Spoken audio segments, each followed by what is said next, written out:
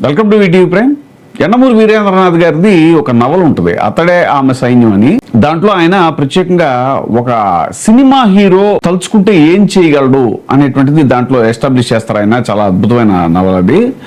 వాస్తవానికి అది చిరంజీవి గారిని దృష్టిలో పెట్టుకుని రాసిందే. అప్పుడు చిరంజీవి గారిని ఆయన దృష్టిలో పెట్టుకుని రాసిందే. ఆ క్యారెక్టర్ని కూడా అలాగే చిరంజీవి అనే పేరు పెట్టి రాస్తారు. సరే, దాంట్లో కథ ఏంటంటే హీరో అంటే ఒక సినిమా హీరో అవ్వటానికి మనం అనుకుంటాం, ఏముంది సినిమా హీరో అయిపోతాడు అది ఇది అని చెప్పేసి అని. కానీ చాలా మానసికమైనటువంటి మానసిక స్థైర్యం, శారీరక దృఢత్వం ఇవన్నీ కూడా, అంటే ఎంత షార్ప్గా ఆలోచిస్తాడు హీరో అనేటువంటి వ్యక్తి.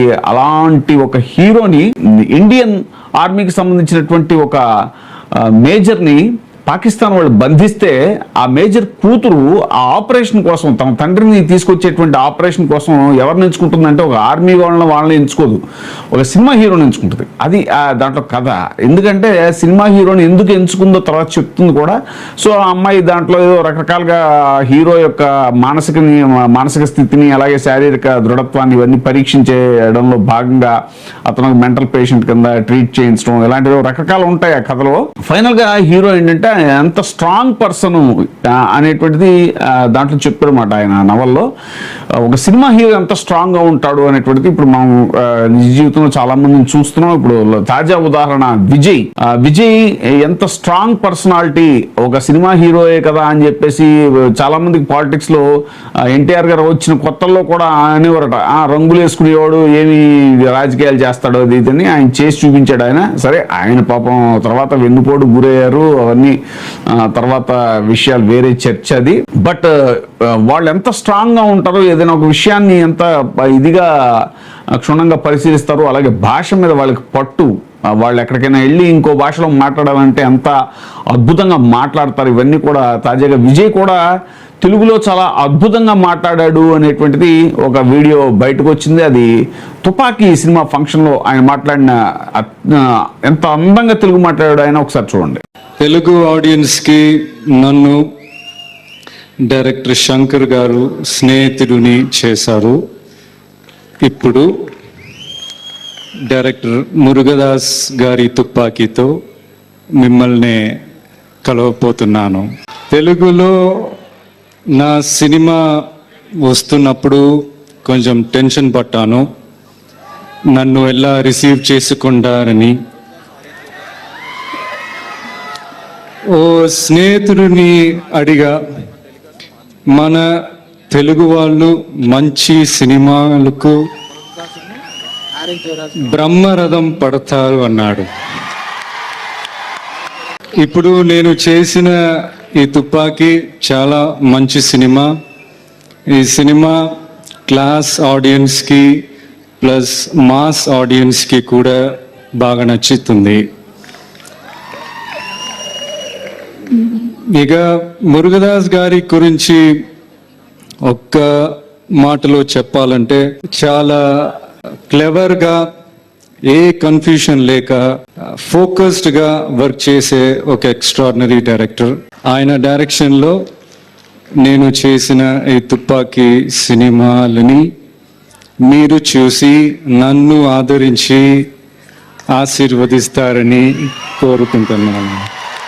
సో ఇప్పుడు ఈ సందర్భంగా ఎందుకు చెప్పాల్సి వస్తుందనంటే, మనకి పాపం తాజాగా చంద్రబాబు నాయుడు గారు వెళ్ళి తమిళ్లో మాట్లాడడానికి ప్రయత్నించి భంగపడ్డారు. ఆ విషయం మనకు తెలిసిందే. అంటే వేరే లాంగ్వేజ్లో మనం మాట్లాడేటప్పుడు ముందు ఆ లాంగ్వేజ్ని స్టడీ చేసి దాన్ని అందంగా ప్రజెంట్ చేయగలగటం అనేటువంటిది ఒక ఆర్ట్. అది 100% ఒక సినిమా హీరో చేయగలడు అనేటువంటిది విజయ్ నిరూపించినటువంటి విషయం. ఇప్పుడు విజయ్కి ఎంత అందంగా తెలుగు రావటం అనేటువంటి దాన్ని వైసీపీ సోషల్ మీడియా వర్గాలు ఒక రకంగా కూడా ప్రచారం చేస్తున్నారు. ఏంటంటే భవిష్యత్తులో జగన్మోహన్ రెడ్డికి ఎలాగైతే జగన్మోహన్ రెడ్డి గారి ఫోటోని విజయ్ తన ప్రచారంలో వాడాడు, అలాగే ఆ బార్డర్ డిస్ట్రిక్ట్స్ ఏవైతే ఉంటాయో, ఆంధ్ర తమిళనాడు బార్డర్ డిస్ట్రిక్ట్స్, ఇప్పుడు సపోజ్ రోజా గారి కాన్స్టిట్యూషన్ తీసుకుంటారు, నగరి, ఆ చిత్తూరు బార్డర్ డిస్ట్రిక్ట్స్ అన్నీ ఉంటాయి, నాయుడుపేట, అటువంటివన్నీ కూడా ఆ ఏరియాలో విజయ్ జగన్మోహన్ రెడ్డి గారికి ప్రచారం చేసేటువంటి అవకాశం ఉంది. అచ్చ తెలుగులో అంత చక్కగా విజయ్ తెలుగు మాట్లాడుతున్నాడు కాబట్టి ఖచ్చితంగా భవిష్యత్తులో జగన్మోహన్ రెడ్డి గారి కోసం విజయ్ ప్రచారం చేస్తాడు అనేటువంటి ఒక చర్చ అనేటువంటిది ఇప్పుడు జరుగుతుంది. అందుకనే తాజాగా ఆ తుపాకీ ఫంక్షన్ లో ఆయన మాట్లాడినటువంటి ఆ మాటలు ఇప్పుడు ఆ వీడియో ఇప్పుడు వైరల్ అవుతుంది. చూద్దాం ముందు పరిణామాలు ఎలా ఉంటాయో. ఎందుకంటే మనం తాజాగా ఒక వీడియోలో కూడా చెప్పుకున్నాం, జగన్మోహన్ రెడ్డి గారికి విజయ్కి మధ్య ఎలాంటి పోలికలు ఉన్నాయో, ఎలాంటి సారూప్యతలు ఉన్నాయో, వాళ్ళ మధ్య సాన్నిహిత్యం కూడా ఉంది.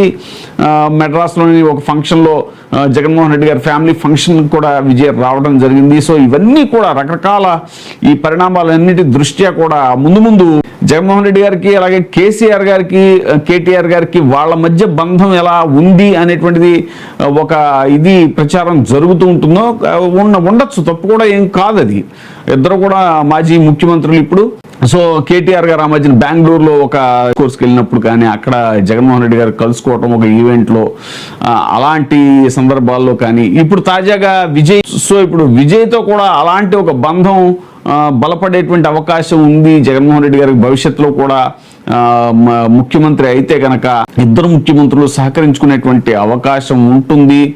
పొరుగు రాష్ట్రాలతో ఎప్పుడు కూడా అలాంటి సన్నిహిత సంబంధాలు ఒకప్పుడు రాజుల కాలంలో కూడా అలా ఉండేవి. ఒకరికొకరు ఇచ్చిపుచ్చుకోవడాలు, ఒకరి మధ్య ఒకరికి సంబంధ బాంధవ్యాలు ఇవన్నీ ఉండేవి. సో విజయ్ జగన్మోహన్ రెడ్డి గారి వీళ్ళిద్దరి మధ్య కెమిస్ట్రీ అనేటువంటిది ముందు చాలా బలపడేటువంటి అవకాశం ఉంది అనేటువంటి చర్చ ఒకటి ఇప్పుడు జరుగుతుంది. చూద్దాం ముందు పరిణామాలు ఎలా ఉంటాయో.